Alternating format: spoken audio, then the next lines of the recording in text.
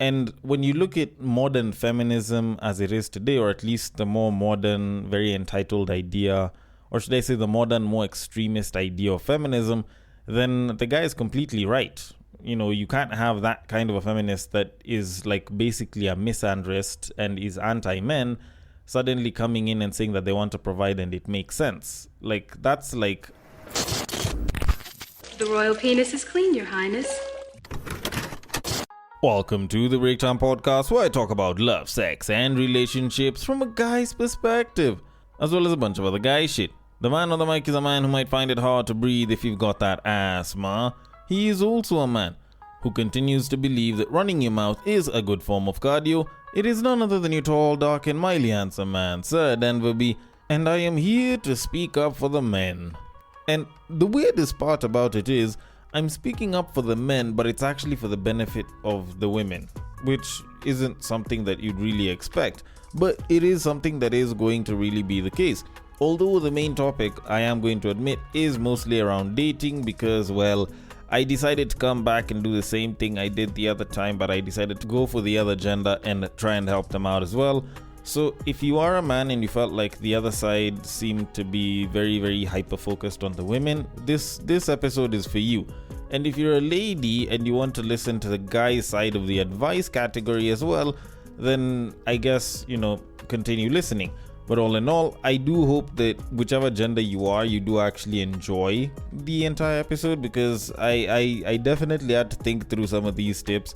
But all in all, thank you so much for listening. I hope you listen all the way till the end. And should you like the episode, should you not like it, should you have a different form of feedback, or should you want to suggest a potential topic or guest that I should interview, then the social media links are usually in the description below and they rarely ever change. And should you feel a little bit lazy and you don't want to look at the description, then, I usually mention them at the end of the episode. So that's another reason why you should probably listen all the way till the end. And with that said, I should definitely get into the main topic. Although before I can get to any of that, first of all, I want to start by defending a man who has not usually spoken up for men, but has received quite a bit of backlash from both men and women on TikTok after he decided to make some comments on a podcast which angered quite a bit of women. Now, his comments were primarily based on the ideas of feminism, or at least feminists and provider men, and them not being able to, want each other or something of the sort. And, I will get to the video in a bit, but I'm not gonna lie, I did find it particularly interesting how, the kind of bile that he got online wasn't just from his female fans or listeners or anything of that sort. It also included the men. The women went up against him and the men came and ridiculed him for, receiving a lot of that negative feedback, which is particularly interesting. But all in all, with that said, I will let the clip play, then I can get into my thoughts on it, because I do think that what he said wasn't entirely wrong, but also wasn't entirely right. And to properly understand that, I would need to explain it. But let me just let the clip play, so without further ado... You cannot be a feminist and want a provider man. You cannot be a feminist and want a provider man. Those are two polar opposites, right? Okay. Because let me give you an example. Provider men are not provider men out of benevolence. They're seeking control to some extent. That's the ugly truth. Now, there are some benevolent provider men, but there are few. Right?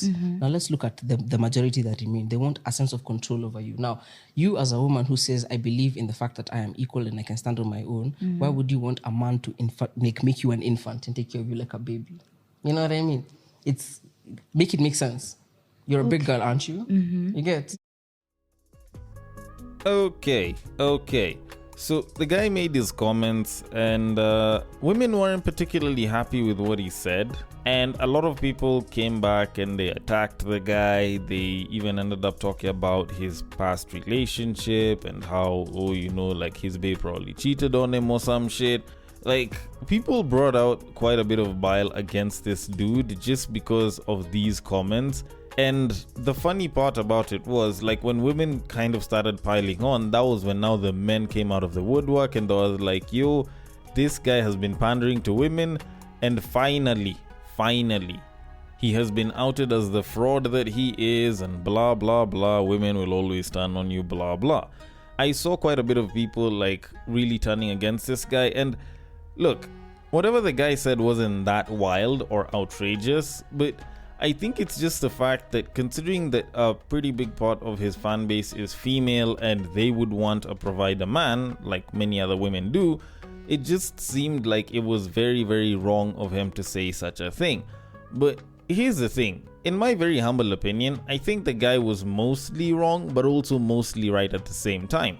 And the reason I'm saying this is because it will definitely come down to which kind of feminist you're talking about. And in that way, you'll at least know whether that's possible or not. Also, I think that whatever he was saying about provider men and, very few of them being benevolent and it's very rooted in control was mostly bullshit in my opinion. But, that's a subjective take. I don't think we really have the stats on it. So I'll kind of leave it aside and just say that, it could be neither here nor there. Although I do believe that there are multiple men that are providers that have been taught and conditioned to provide for their partners, not because they have to control them or anything, but simply because that's how they've always seen it, or that's what they were told to do ever since they were kids, and for as long as they've observed people in culture and society around where they are. But anyways, that's sort of, besides the point, so I will leave it there. Now, when you look at the idea of the feminist, it's not like all feminists are the same. And I know for some people that might sound like a large stack of bullshit, but just trust me on this one, not all feminists are the same. Different feminists, or at least different feminist ideologies, exist in different people, and that difference or certain variations of it might make such an example particularly true or not. So, for example, if someone is more in line or more in tune with the first degree or like the first phase of feminism, then you can probably say that this is a particularly wrong statement. The first phase of feminism was all about equal rights, equal opportunity to vote, and stuff like equal pay and shit. And for that one, I'd say the guy is completely wrong. Like, wanting a provider man, like, it doesn't say anything about their inability to provide. They just want to be treated equally as people. So for the most part, I can kind of side with the women on that one. But as you move further towards the more extreme sides of feminism, then it now starts to seem very contradictory. Because when you're getting to the point where there's women that are saying, oh, the patriarchy is oppressing women, blah, blah. Or, like men are predators and shit. Or niggas ain't shit. And then it's like, oh, I want a man who's a provider. Then at that point, dude is right. Those two concepts are diametrically opposed, because it's like you're looking at men as oppressors, but it's like that same oppression, that same so-called patriarchy is what you want to benefit you. And in a sense, like, believing in one then believing in the other is, as some people would say, diametrically opposed to one another. So choose a side and then kind of stick to it, but don't necessarily be like, oh, niggas ain't shit, and then come back and be like, I want a man who pays my bills.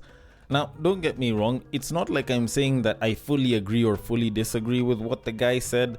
All I'm trying to say is that, in some instances you can say that he's true, or at least he's correct, and in some other situations you could argue that the guy is completely wrong. And when you look at modern feminism as it is today, or at least the more modern, very entitled idea, or should I say the modern, more extremist idea of feminism, then the guy is completely right. You can't have that kind of a feminist that is like basically a misandrist and is anti-men suddenly coming in and saying that they want to provide and it makes sense. Like, that's like a red pill dude saying that they want a virgin who can ride them in the bedroom, all night long, and they have great skills in the bedroom.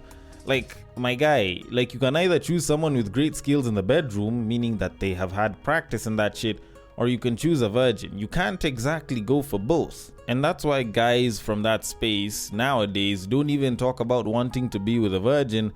They just want a woman who isn't promiscuous, or a woman with a low body count. The body count one, that one, most of us nowadays know that you can't really know that for sure. So you just say that you don't want a promiscuous woman.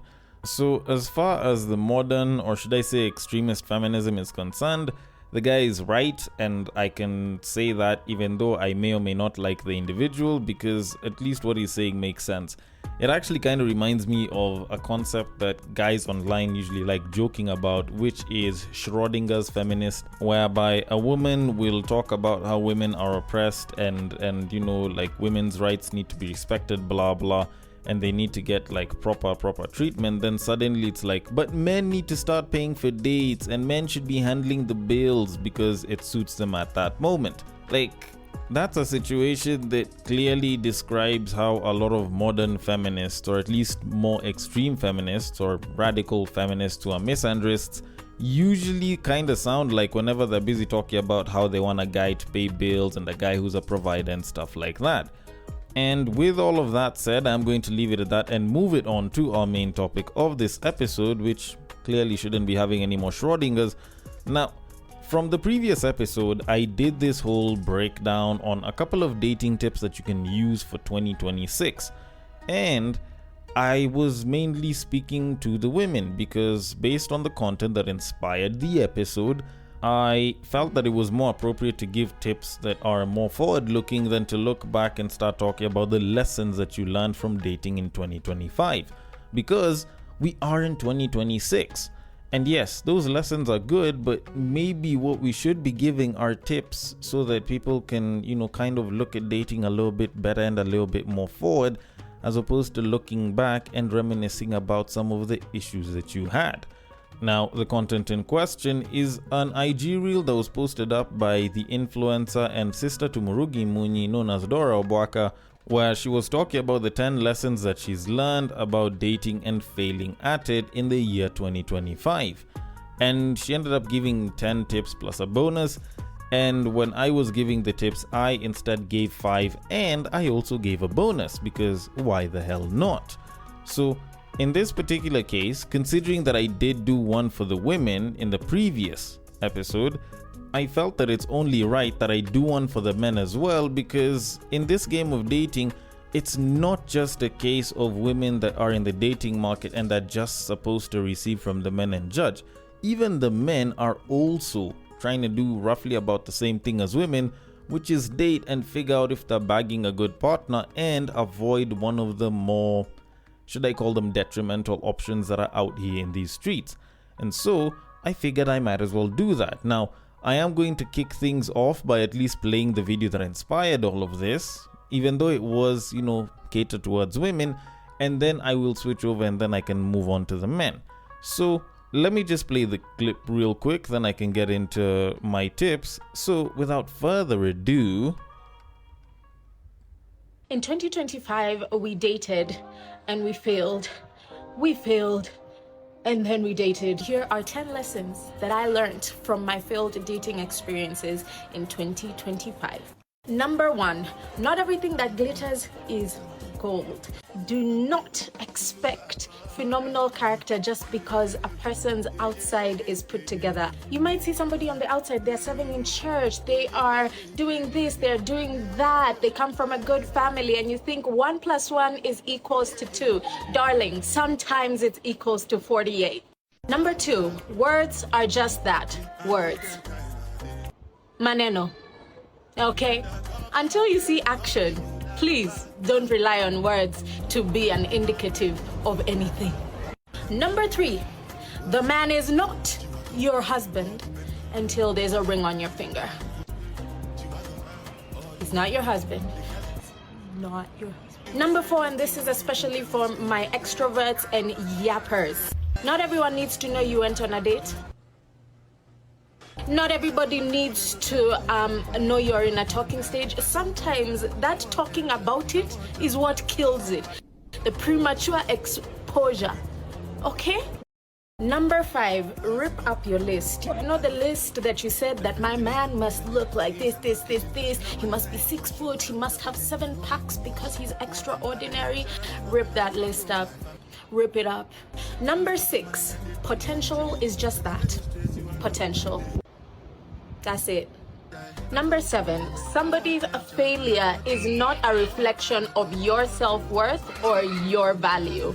Somebody's inability to show up is 99.9% a reflection of who they are, not of you, baby girl.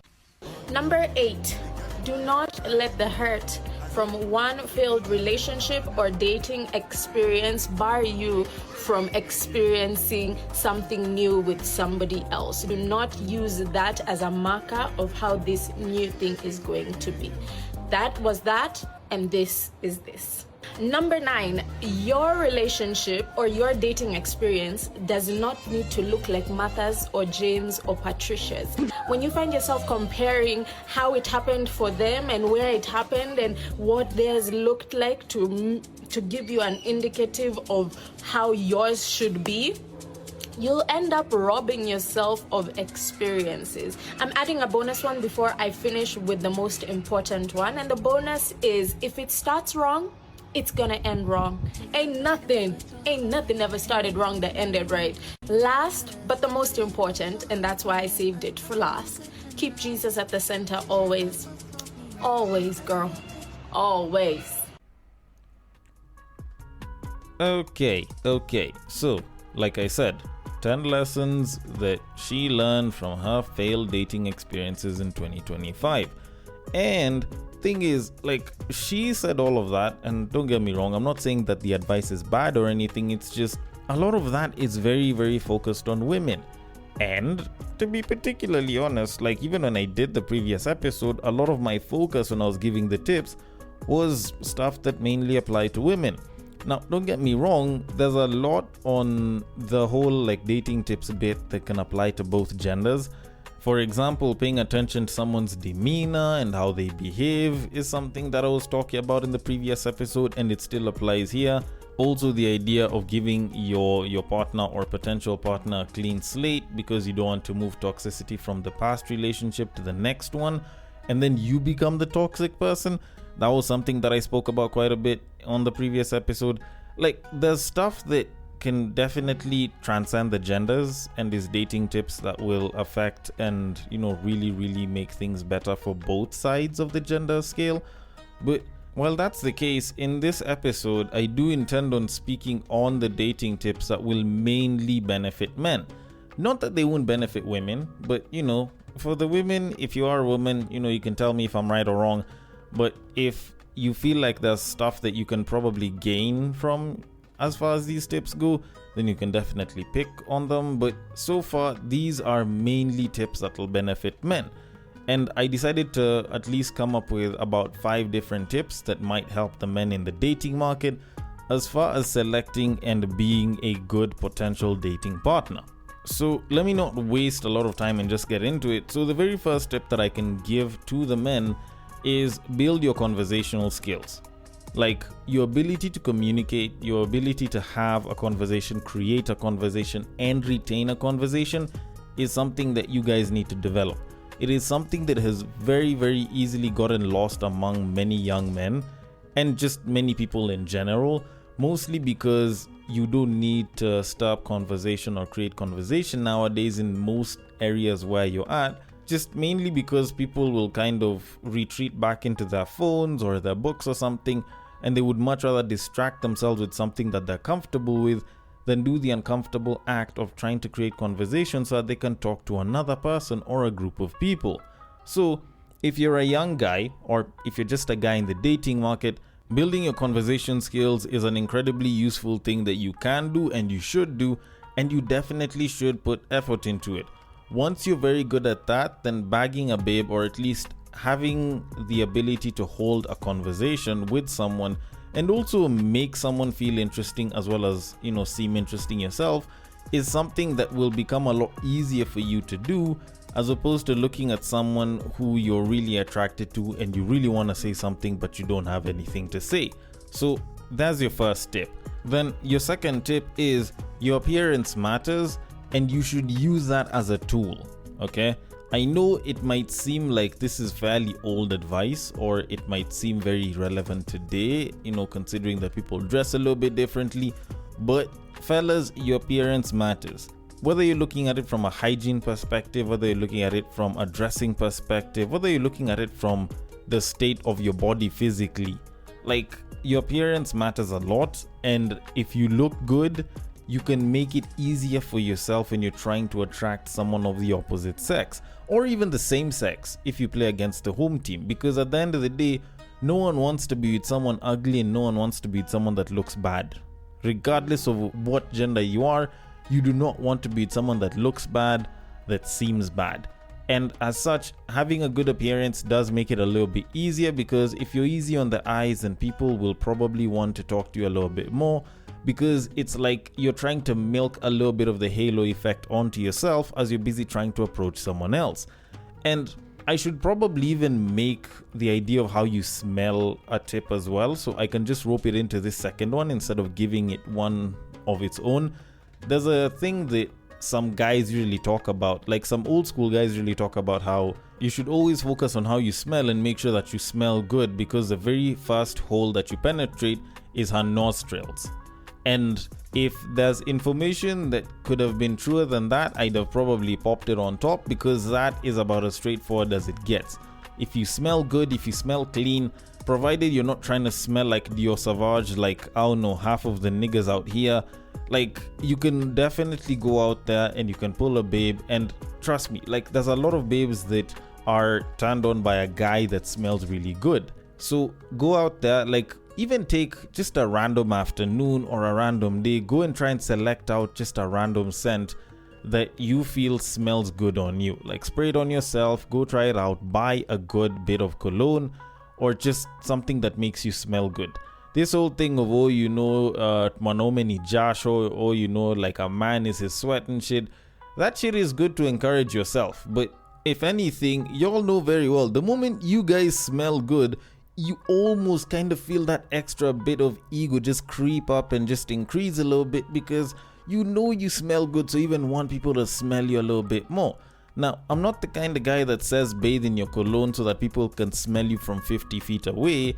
I'm more of a, I prefer it if you get close so that you can smell how good I smell kind of person. Granted, there are people that would want to announce their presence with their scent and everything, and that's them.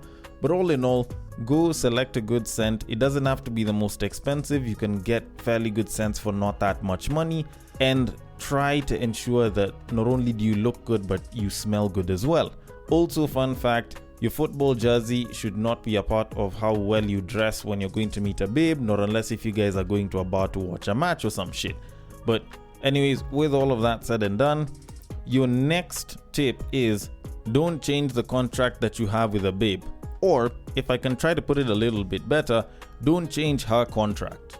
And what I mean by that is, if you've met up with a babe and the two of you are interested in each other, and this babe wants to fuck, go out there and do it if that's what you're interested in, and leave it at that. Do not try to shift that shit into a relationship. If it's a casual thing and she's not into that, drop it. Don't try to pick it up again. Whatever it is that she says she wants, go along with it.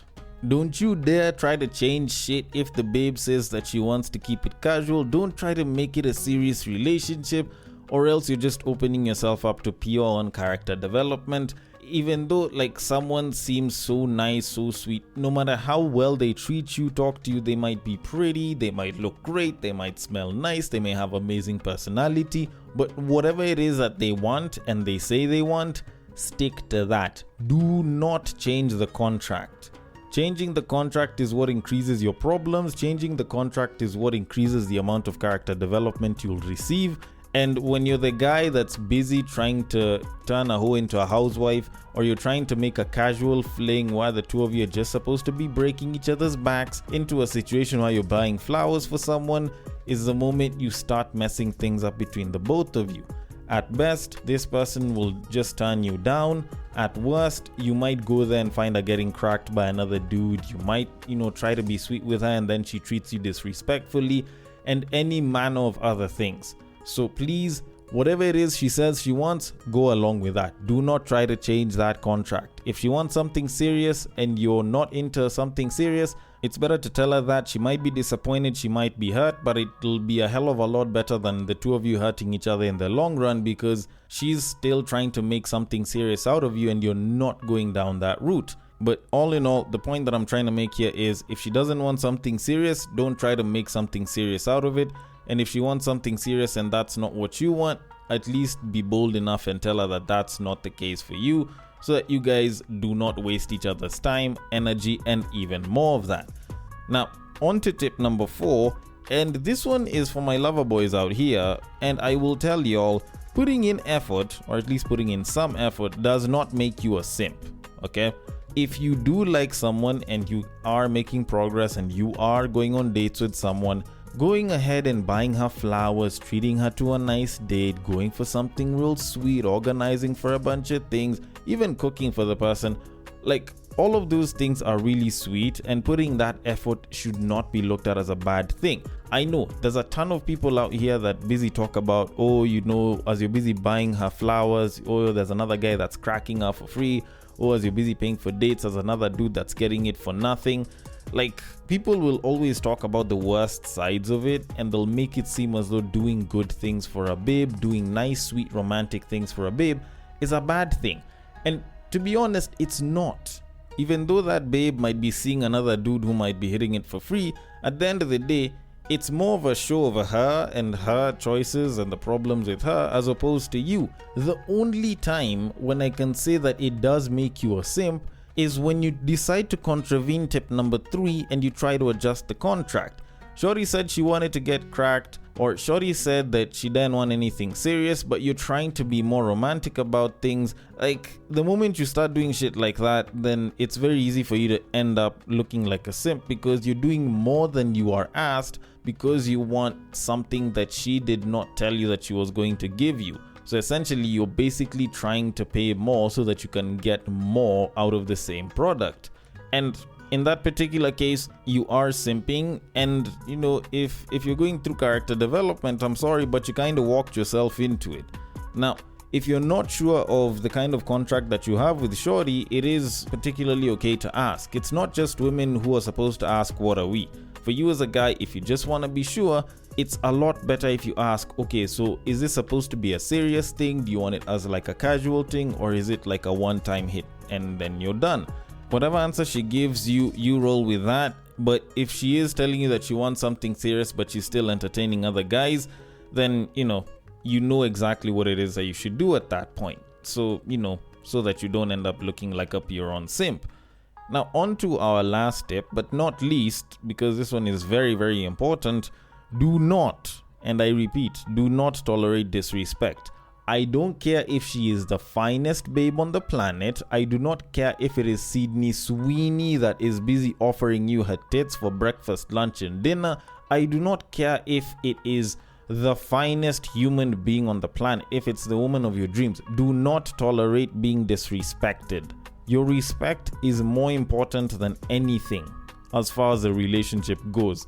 And you being disrespected over the long term is what might lead you towards wanting to commit suicide. So for us to prevent a bunch of that shit from happening, I will tell you, do not tolerate disrespect. And I don't even think I really need to say too much more about that. So all of those are the 5 tips that I did promise. And to conclude things, I do have the bonus tip here with me, which I believe is one of the more general but very important tips that most men should get, especially when you are trying to hit on a woman.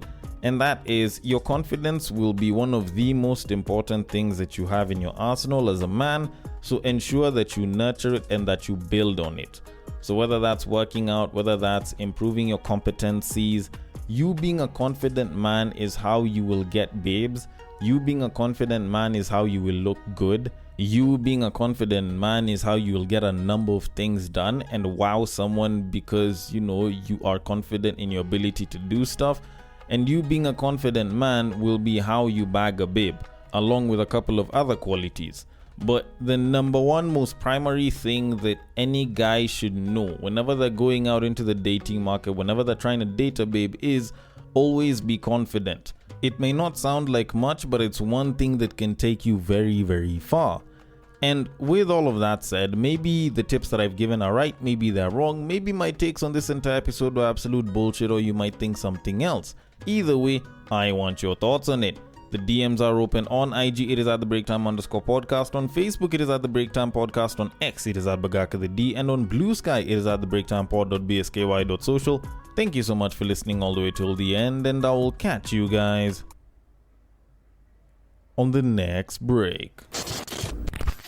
But what I believe is that if you put a pastor and a prostitute in one room, one is likely to convert the other.